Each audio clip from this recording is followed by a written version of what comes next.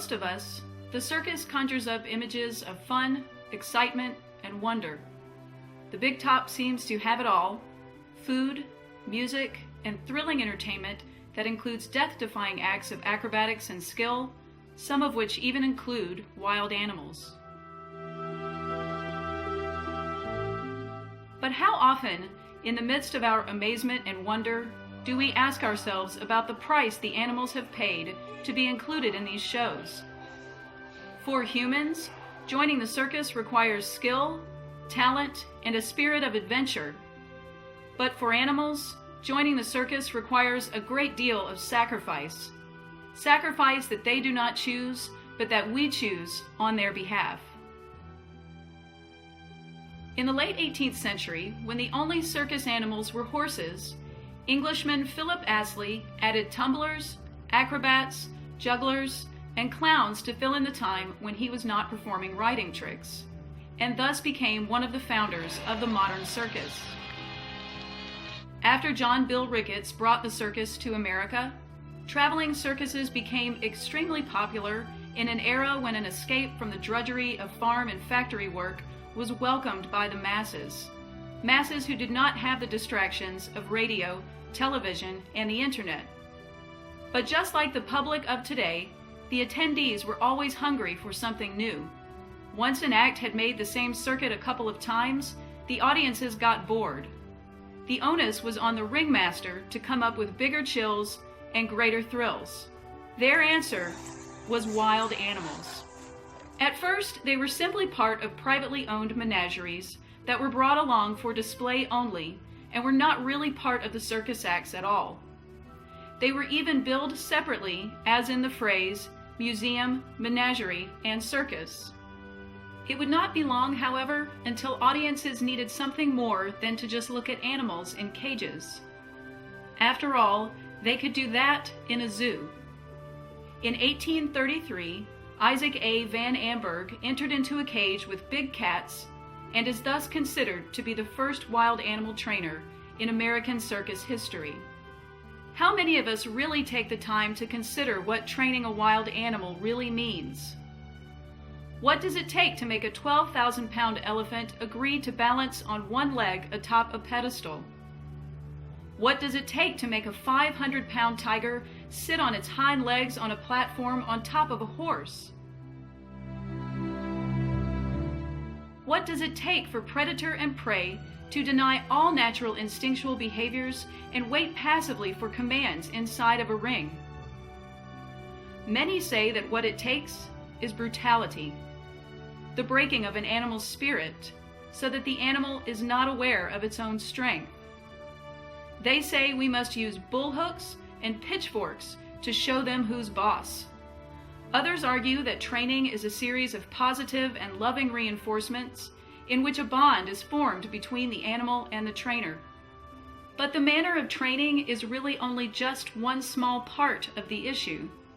In the world of entertainment, where an act either brings in the money or ships out, the animals involved are simply a commodity, an investment, a thing to be used today and discarded tomorrow. For every performing lion or tiger that entertains the public, 30 lions and tigers are destroyed because they simply do not have the right look or the right temperament for training. The so-called bonding process that occurs between animal and trainer is only the result of removing cubs from their mothers months or years before they would wean themselves in the wild, so that the cubs will behave more submissively to humans. After an individual animal lives past its usefulness to people, it will often be sold to the highest bidder with little regard as to the intention or the integrity of the buyer, who may be a taxidermist, a canned hunt ranch owner, or a trader of animal parts in the illegal Asian market.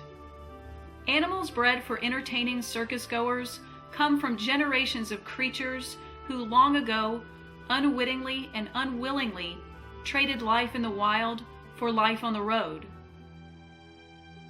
For people, life on the road involves extreme weather, long hours of travel, and few breaks.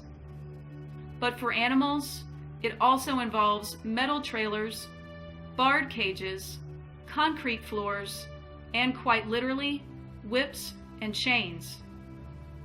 A far cry from the grasses of the African savanna, generations have never known anything that might actually feel like home. The call to remove animals from circus acts is not an exercise in deciding whether a trainer's methods are kind. It is an exercise in restoring perspective, in seeing these animals as they really are. No animal trainer in his right mind would attempt to train a wild lion in the lion's own habitat, in the lion's own world. That we forced these animals to come into our world does not change their nature. It only breaks their spirits. It does not tell us who or what they really are. It only tells us who they are when they are being dominated by somebody else. We may not see the strings, but they are still only puppets. We do not get to the heart of the matter by analyzing the type of captivity in which a wild animal lives. We get to the heart of the matter by asking ourselves where a wild animal really belongs. Please do not support acts that force animals to perform, even if the manner of force was gentle.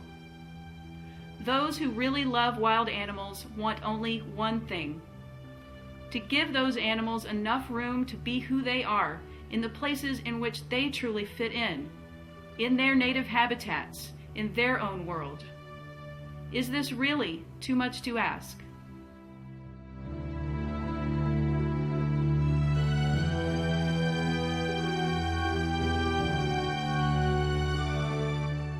You can help change the way people treat big cats by texting the word tiger to 20222.